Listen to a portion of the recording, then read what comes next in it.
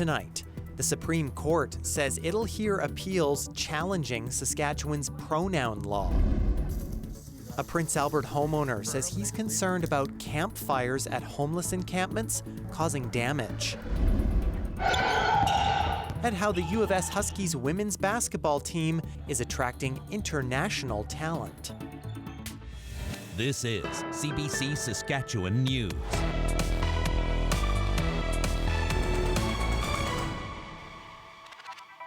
It is Thursday, November 6th, and the CBC Saskatchewan News starts right now. I'm Ethan Williams. Thank you for joining us. The Supreme Court will hear appeals in a challenge of Saskatchewan's school pronoun law. The top court announced Thursday it will hear the case between the province and UR Pride. And as Jeremy Warren reports, both sides say there's a lot at stake. A landmark court battle that started in Saskatchewan is heading to the Supreme Court. On Thursday, the top court decided to hear the provincial government's appeal in the school pronoun legal saga.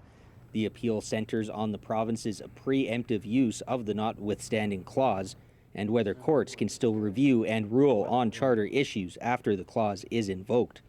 The U of R Pride Centre launched the initial court challenge that led to the Supreme Court. Its lawyer says the government should have to defend its pronoun law with evidence. If the government has made the unfortunate, I would say cowardly decision of invoking the notwithstanding clause rather than even seek to defend the constitutionality of its law in court, at least those young people still deserve an opportunity to convince a judge on the basis of evidence. The government introduced the pronoun policy in 2023. The law requires parental consent for children aged 16 and under who want to use a different name or pronoun at school. The U of R Pride Centre argued the policy violates charter rights. The province then introduced the Parents' Bill of Rights using the notwithstanding clause. This rarely used measure lets governments override certain charter rights for 5 years before it has to be renewed. In 2024, the court ruled in favor of U of R Pride and denied the province's request to toss the case.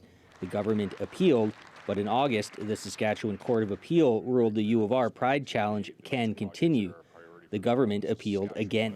I haven't been briefed precisely on what the arguments are. However, it was their recommendation to appeal it to the Supreme Court. It's a decision then that we made on the advice of the legal counsel that we have, both in the Ministry of Justice as well as outside. The pronoun law has remained in force during the legal battles. The Saskatchewan Teachers Federation says the pronoun law harms, not protects, children. It places teachers in a really difficult position, and we continue to advocate for the government of Saskatchewan to repeal Bill 137 and ensure that teachers have that professional autonomy and the ability to use their professional judgment to be able to create a safe learning space for all students in Saskatchewan. The Supreme Court has not yet set a date to hear Saskatchewan's appeal. Jeremy Warren, CBC News, Saskatoon. The opposition NDP is slamming proposed changes to the Saskatchewan Party Constitution. The proposal is up for debate at the party's convention this weekend in Saskatoon. If passed, it would prevent permanent residents from being voting members of the party. On Thursday, the NDP described the proposal as discriminatory, while Premier Scott Moe defended the potential change. It's deeply troubling. It's disheartening to see that they're discouraging permanent residents and young people from being engaged in the democratic process. And frankly, my question is to Scott Moe, what is driving this motion forward? We want people involved. We want youth involved. We want, people that have moved here, permanent residents involved in the Saskatchewan Party, determining ultimately the future of not only our party but our province and our nation. Moe says the change was brought forward by the party's grassroots members. He says he has not decided whether he will support the proposal. The city of Prince Albert says it has had daily calls to its bylaw office about homeless encampments. And now one PA homeowner is speaking out about his experience. He says campfire from the encampments is posing a threat to his property. Lisa Rism has that story. Prince Albert resident Clark Torgensen says homeless encampments keep popping up in the woods around his Riverview home. There's 2 fires here, and there's houses just up the hill there. He says the fire department has been called twice to put out bushfires. He's worried houses could burn next.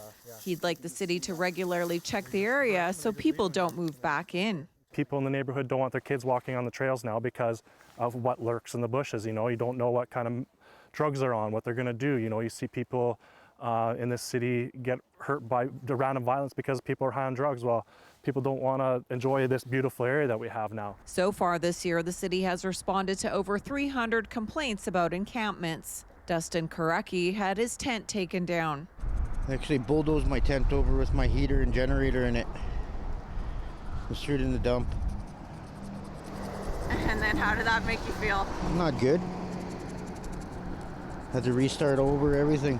He says he's been without a home for the last 2 years because of his drug addiction. The city's community safety and well-being coordinator says a mobile outreach team goes out with bylaw officers to offer services to people when encampments are taken down. Municipalities are having to navigate this fine line between disrupting encampments and also supporting folks that are most vulnerable. This year alone, the Provincial Ministry of Social Services has invested $2.1 million into helping people experiencing homelessness in Prince Albert.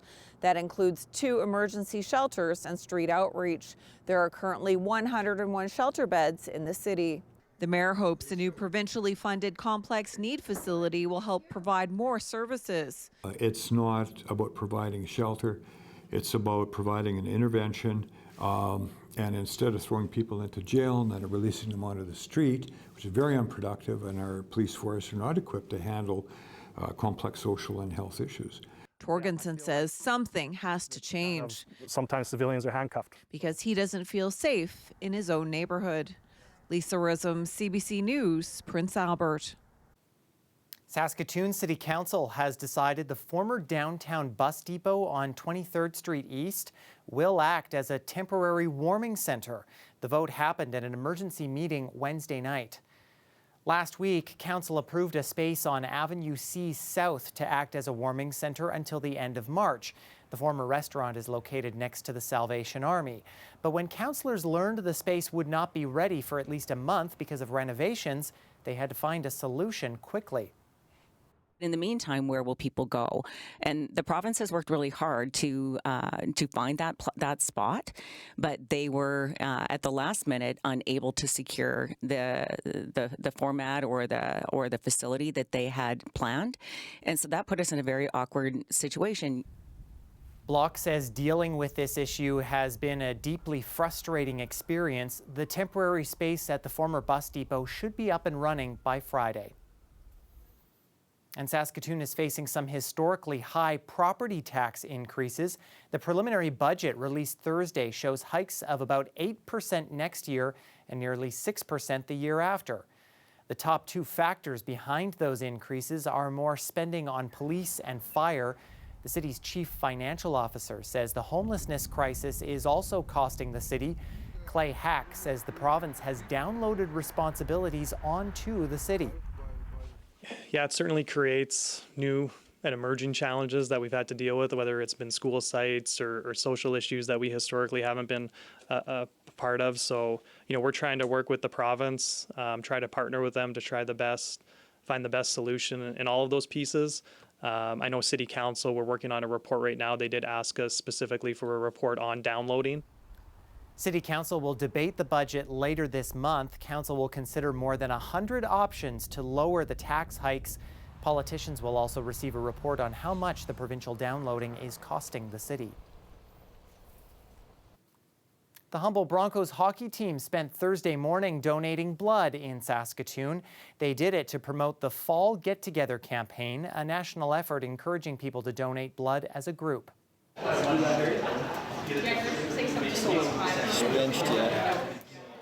For the Broncos, donating blood is especially important. Those donations played a crucial role in saving players' lives after the team's 2018 bus crash.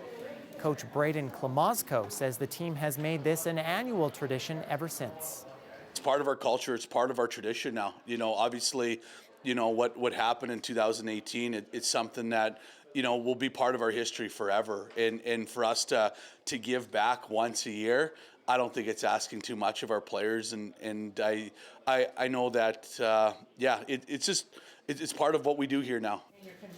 Canadian Blood Services says group donations like this help strengthen connections. It's encouraging groups of coworkers, classmates, or families to roll up their sleeves too. Every unit collected can help up to 3 patients. Friday, November the 7th, is Green and White Day in our province of Saskatchewan, and we have a proclamation here, which Gaynor and myself... Well, it is not that often that a gopher has business to be attended to at the provincial legislature, but Gaynor the gopher made a special stop on Thursday to make sure rider pride is on display Friday across the province. Of course, the Riders play in the West Final at home on Saturday as they look to head to the Grey Cup for the first time in 12 years. Stay with us. We'll have more news and a look at the forecast after the break.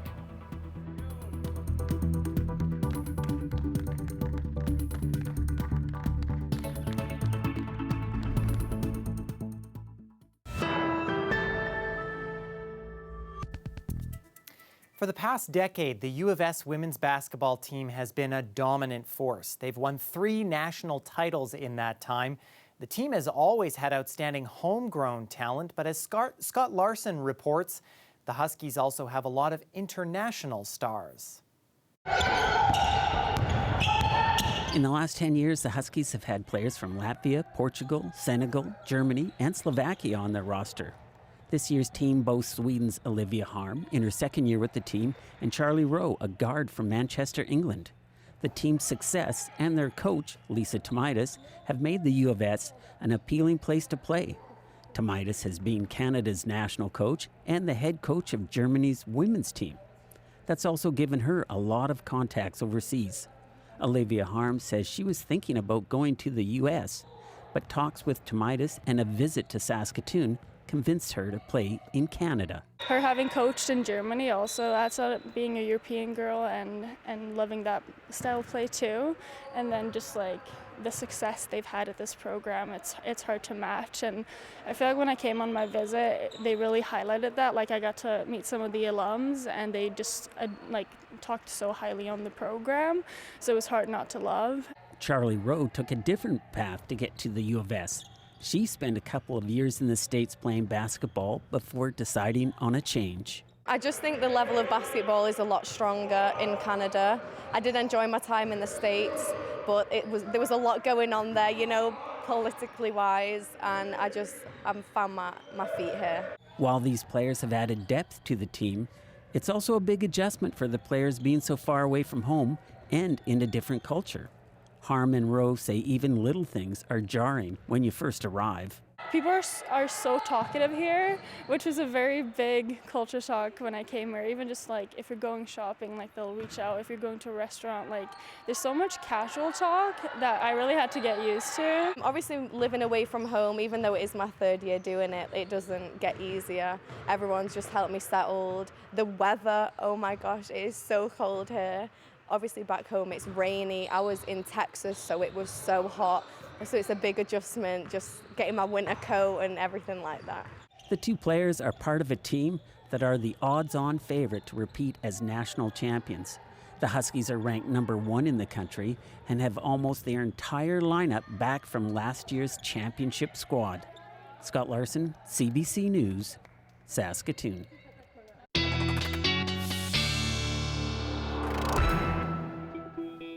Well, there's a very good chance that those new basketball players are not loving the weather right now in Saskatoon, and what we've been seeing through the day. Still snowing over the supper hour as we look across the Broadway Bridge, and that temperature has slumped below freezing in Saskatoon. We'll show you now on satellite radar where the kind of snow is throughout the province and where it's been moving through Thursday. Still falling in the Saskatoon area and through parts of west central Saskatchewan up along the Highway 16 corridor. And then another area that snow moving through the Parkland region around Yorkton as rain has continued to fall Thursday evening through southern Saskatchewan and along the Trans-Canada corridor. And you can see why there's a difference in between the rain and the snow, because there is such a spread in temperatures as this system has really wreaked havoc on that front. We got up to 16 in Maple Creek on Thursday. only to 4 in Saskatoon. We didn't even get into the minus single digits up in the far north, minus 10, as you see there in Stony Rapids. The system, though, has mostly made its way out, or at least the center of it, and that means that the snow for Regina and the southeast, we may catch a little bit of that as we go overnight into early Friday. We're not out of the woods yet, especially Regina and southern Saskatchewan. We're watching this next low pressure system start to roll in on Friday. By the noon hour, early afternoon, rain changing over to snow in the southwest around Swift Current down to around the Val Marie area. And then that shifts eastward through the afternoon. And by the evening, Regina, Assiniboia, Gravelbourg, all the way down to Weyburn, Estevan, we will likely be catching some flakes flying as well. The system moves out by Saturday, though, and that Arctic high pressure moves in, which will clear us out but make us pretty chilly. And then that will move away before we see a little bit of some cloud cover build back in for Sunday and possibly some moisture coming from that next system out of Alberta. So overnight, I think we're only looking at maybe another centimeter or 2 falling. And again, Regina, it's kind of a game time decision if we're actually going to get clipped by that. But we're definitely going to get the snow moving through on Friday with that system. A general 4 to 8 centimeters possible through southern Saskatchewan, especially the Trans-Canada corridor, including the city of Regina. However, with that high pressure moving in, and that means that we won't have to worry about blowing snow all that much. However, once that system's out of here, I mentioned that Arctic high pressure that's going to move in. Well, that's going to be associated with a dip in the jet stream, make things pretty chilly, but it will not last long. The snow probably not going to stick on the ground. We're watching another ridge out west building in. So that means the forecast looks like this. I'll call it 2 to 4 centimeters for Regina. Again, mostly starting to fall in the evening. You will need a jacket and more for the Western Final on Saturday. But then that ridge builds in. Look at that. Temperatures almost into the double digits above freezing once again. For Saskatoon, we'll spend the day below freezing the next couple of days. Again, a chilly one for the Hardy Cup Saturday. We will rebound to 9 degrees on Monday. Beautiful for the start of next week. And then get back closer to normal, at least for those daytime highs as we head into the end of next week, although those overnight lows still staying pretty warm. Ontario cancer patients will be among the first participants in one of the biggest ever genetic health studies in Canada. Over the next several years, tens of thousands of people will get genomic testing. It'll screen participants for genetic mutations that could increase their risks for hereditary cancers, heart attacks, or strokes. Jennifer Yoon has more.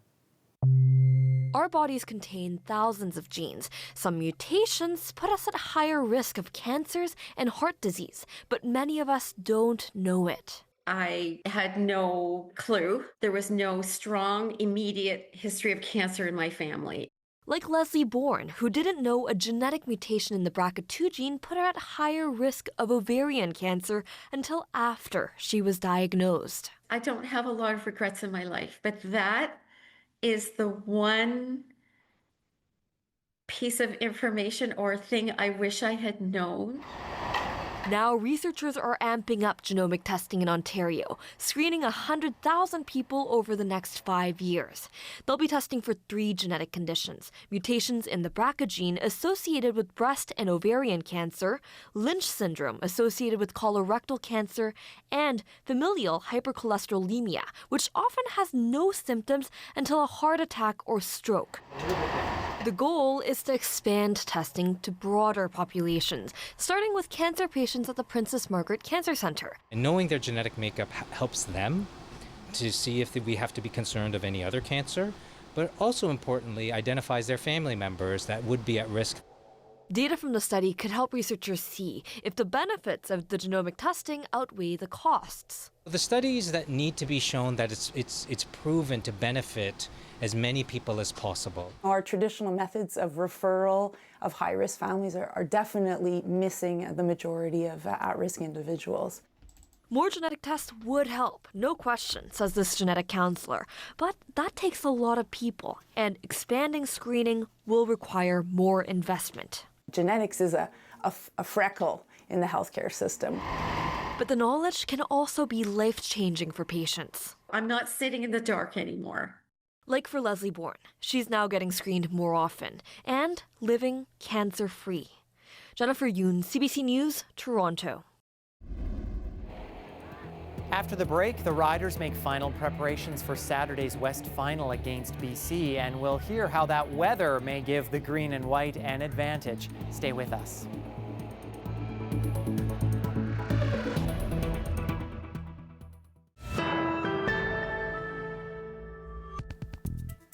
The Saskatchewan Roughriders have held their final practice before they host the Western Final on Saturday. The Riders welcome the BC Lions to town. The Lions are riding high in the midst of a 7-game win streak. The Riders, however, will have the home crowd to work with, as well as having an advantage weather-wise. It's expected to be -6 during the day, but dropping to -17 Saturday night, something Riders coaches say is a big boost to their chances. These are the type of games when it's cold and you can look across and see the defense have their hands in their pockets and they're shivering and, you know, standing by heaters. You know, you want to be the hammer, not the nail. And it's exciting time of the season. And, you know, as a player, I loved it when it was cold. And, you know, just sending that message down to the guys and understanding, you know, the pain and misery you can inflict on people is what we're trying to accomplish. Oh, no, I think it's great. I mean, I think it's going to be cold, which is nice. So that's awesome. And we want it to be cold. So we're at home. We know what the weather's like. We want it to be Regina weather. That's why we live here.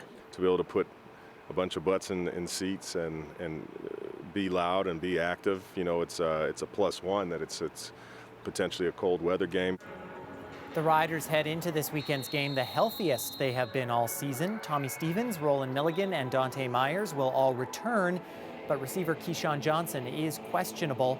Kickoff at Mosaic Stadium Saturday is at 5:30.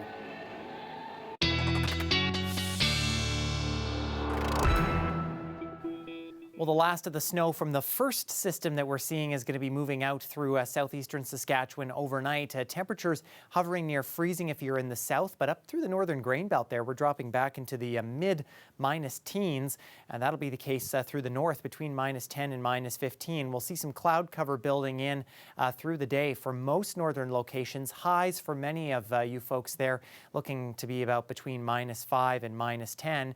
And then we are watching our next system building in through south and central. Starting on a cloudy note for many of us, we will crawl to about the freezing mark by the noon hour in the south. We'll start to see that snow building into the southwest corner there as we get some mixing through the Maple Creek area and the Cypress Hills before that turns completely to snow in a line from Leader through the Assiniboia-Gravelbourg area late into the afternoon before that reaches Regina, Weyburn, and Estevan into the evening as our temperatures struggle for most of us to get above the freezing mark.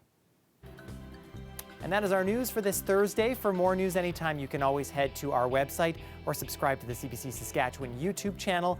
And you can also download the CBC News app on your smartphone or tablet. Thanks for watching.